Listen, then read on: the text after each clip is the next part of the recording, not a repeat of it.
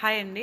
ఈ వీడియోలో వచ్చేసి ఎలాంటి టేబు కొలతలతో పని లేకుండా అంటే టేబుతో వచ్చేసరికి ఏంటంటే కొత్త వారికి అక్కడ 1 ఇంచ్ పెంచుకోండి, ఇక్కడికి వచ్చేసరికి 1 ఇంచ్ తగ్గించండి. ఈ విధంగా మనము చెప్తా ఉంటే ఏంటంటే కొంచెం కన్‌ఫ్యూజింగ్‌గా ఉంటదనమాట. ఎందుకంటే స్టార్టింగ్‌లో ఉన్నారు కాబట్టి వాళ్ళు కన్‌ఫ్యూజింగ్‌గా ఉంటది కాబట్టి ఇక్కడ వచ్చేసి డైరెక్ట్‌గా మెజర్‌మెంట్‌కి ఇచ్చిన బ్లౌజ్‌తోనే ఎలాంటి కన్‌ఫ్యూజన్ లేకుండా నీట్‌గా పర్ఫెక్ట్‌గా బ్లౌజ్ అనేది ఏ విధంగా కట్ చేసుకోవాలి ఈ వీడియోలో అయితే చెప్తానండి.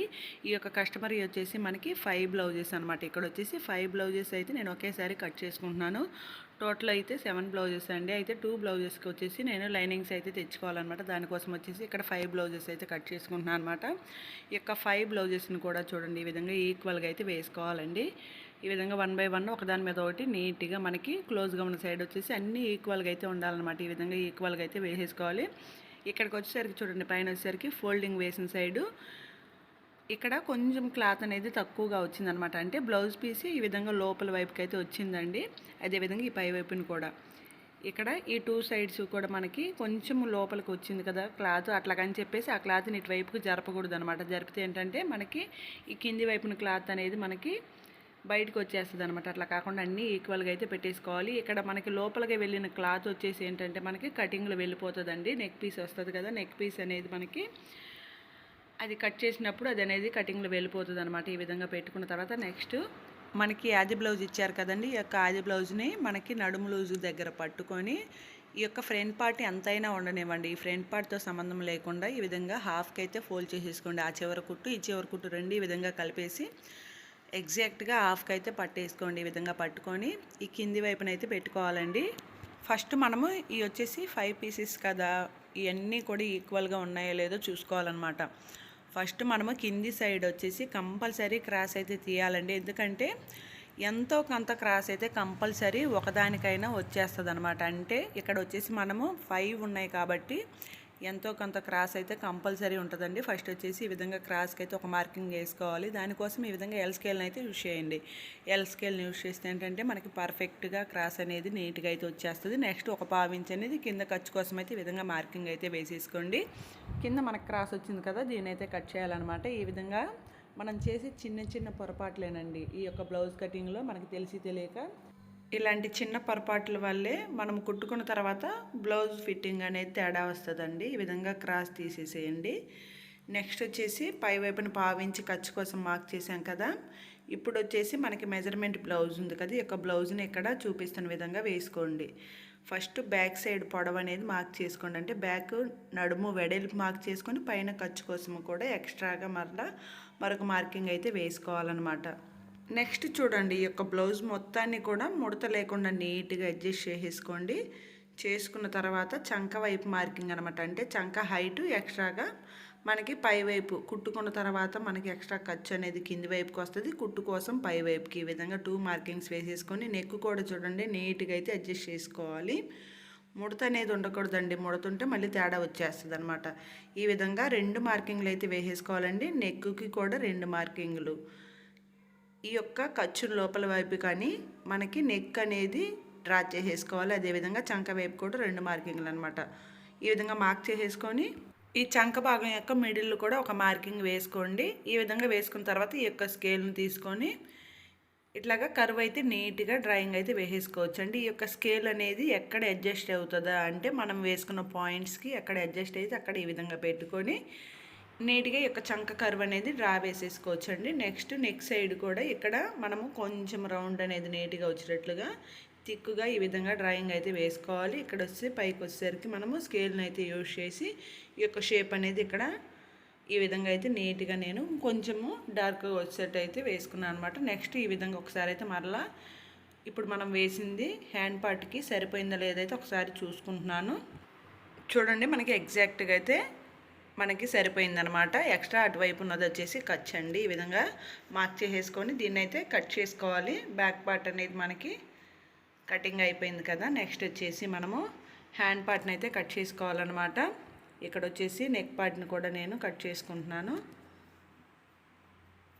నీట్గా అయితే కటింగ్ అయితే చేసేసుకోవాలండి. ఈ విధంగా కట్ చేసుకున్న తర్వాత బ్యాక్ సైడ్ మనకి ఈ ప్లేస్లో బ్యాక్ టక్స్లు వస్తాయి కదా, ఇవి వచ్చేసి మిడిల్లోకి అయితే వచ్చేస్తాయి అనమాట. నెక్స్ట్ వచ్చేసి హ్యాండ్ పార్ట్ అనమాట. ఈ యొక్క హ్యాండ్ పార్ట్ని కట్ చేసుకోవడం కోసము ఇక్కడ 5 బ్లౌజ్ పీసులు ఉన్నాయి కాబట్టి అన్నీ సమానంగా ఉండాలని లేదండి.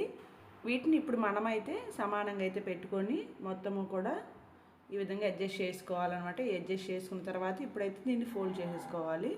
ఈ విధంగా ఫోల్డింగ్ వేసుకున్న తర్వాత హ్యాండ్ పార్ట్ని అయితే కట్ చేసుకుంటామన్నమాట. ఈ చివరి వైపున ఒక 1/2 ఇంచు మనము ఇక్కడ క్రాస్ అనేది తీస్తున్నానండి. ఈ విధంగా తీసిన తర్వాత నెక్స్ట్ మరలా మనము ఇంకొక మార్కింగ్ అయితే కింది వైపున ఖర్చు కోసం అయితే మార్క్ చేసుకున్నాను. నన్ను ఒక 1/2 ఇంచ్ అనేది పొడవు పెట్టమన్నారు. దానికోసం ఇంకొక మార్కింగ్ అయితే వేసానండి.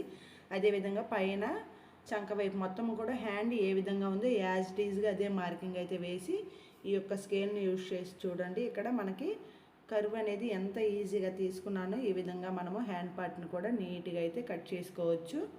ఈ విధంగా కట్ చేసుకున్న తర్వాత ఈ మిడిల్లో మనము ఒక టక్స్ అయితే పెట్టుకోవాలి. అదేవిధంగా లూజ్ పాయింట్ దగ్గర ఒక టక్స్ అయితే పెట్టుకోవాలి. పెట్టుకొని మనము ఫ్రంట్ సైడ్ క్రాస్ అనేది తీయాలి కదా, అంటే హ్యాండ్కి ఒక సైడ్ లోత్ అనేది తీయాలండి. కోసం ఏ విధంగా మార్క్ చేసుకోవాలంటే ఫస్ట్ మిడిల్లో ఒక మార్కింగ్ వేసుకోండి, ఒక 1 ఇంచ్ దగ్గర ఒక మార్కింగ్ వేసుకోండి. అలాగే మనకి చంక లూజ్ దగ్గర ఒక మార్కింగ్ వేసుకోండి. ఈ రెండింటి మధ్యలో అంటే 1 ఇంచ్కి మార్క్ చేసాం కదా, ఈ రెండింటి మధ్యలో ఒక మార్కింగ్ వేసుకొని మధ్య మార్కింగ్ దగ్గర ఒక 1/2 ఇంచ్ అనేది డౌన్ చేయండి. ఈ విధంగా డౌన్ చేసేసి ఈ యొక్క స్కేల్ని యూజ్ చేయండి.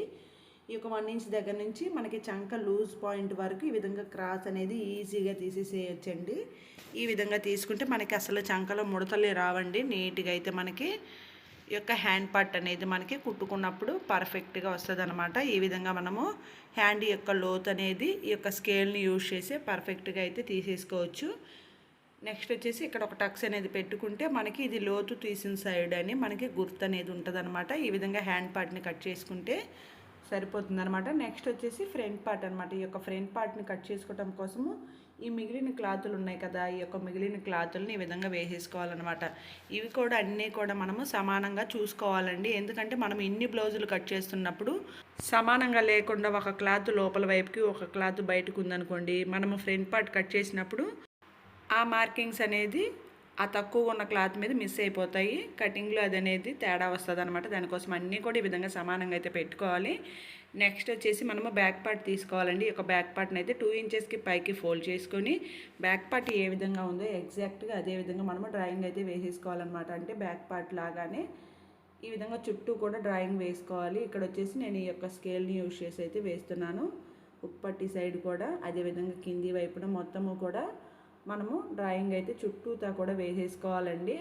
చంక డ్రాయింగ్ దగ్గర నుంచి మొత్తం నీట్గా వేసుకున్న తర్వాత ఇక బ్యాక్ పార్ట్ని అయితే తీసేసుకోవచ్చు అనమాట.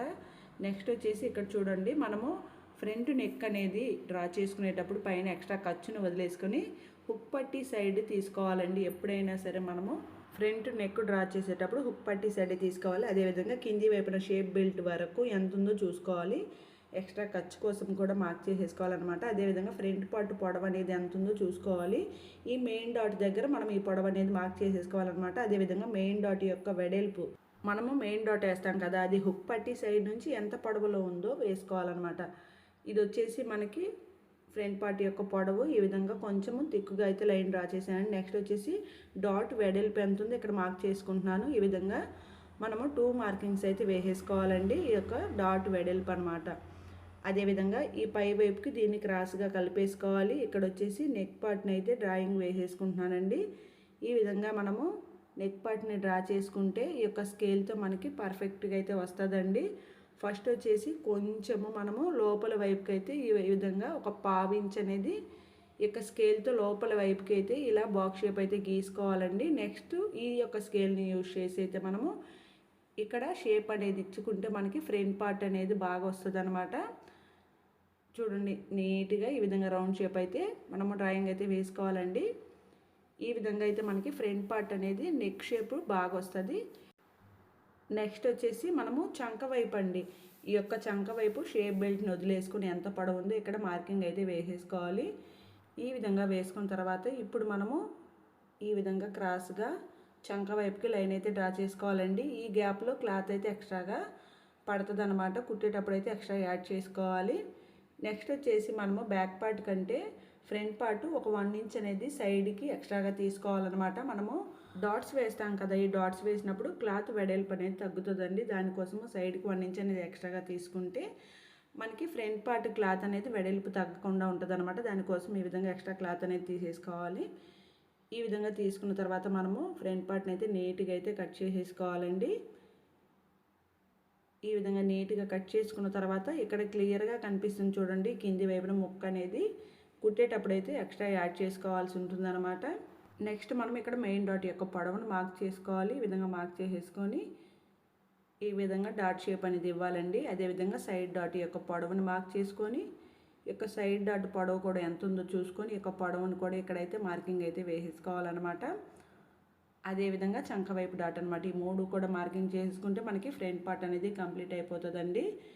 ఈ విధంగా క్లియర్గా మనము ఎలాంటి మెజర్మెంట్స్తో పని లేకుండా బ్లౌజ్ ఉంటే చాలండి. బ్లౌజ్ ఏ విధంగా ఉందో యాజ్ ఇట్ ఈజ్గా అదే విధంగా మనము కట్ చేసుకొని స్టిచ్చింగ్ అనేది చేసేసుకోవచ్చు అనమాట. ఈ విధంగా స్టిచ్ చేసుకుంటే ఎలాంటి తేడా రాకుండా ఫిట్టింగ్ అనేది పర్ఫెక్ట్గా వస్తుందండి. ఆది జాకెట్ ఏ విధంగా ఉందో మనం కుట్టిన బ్లౌజ్ కూడా అదే విధంగా వచ్చేస్తుంది అనమాట. వీడియో ఏ విధంగా ఉందో కామెంట్ సెక్షన్లో చెప్పండి. వీడియో నచ్చితే లైక్ చేయండి. Thanks for watching.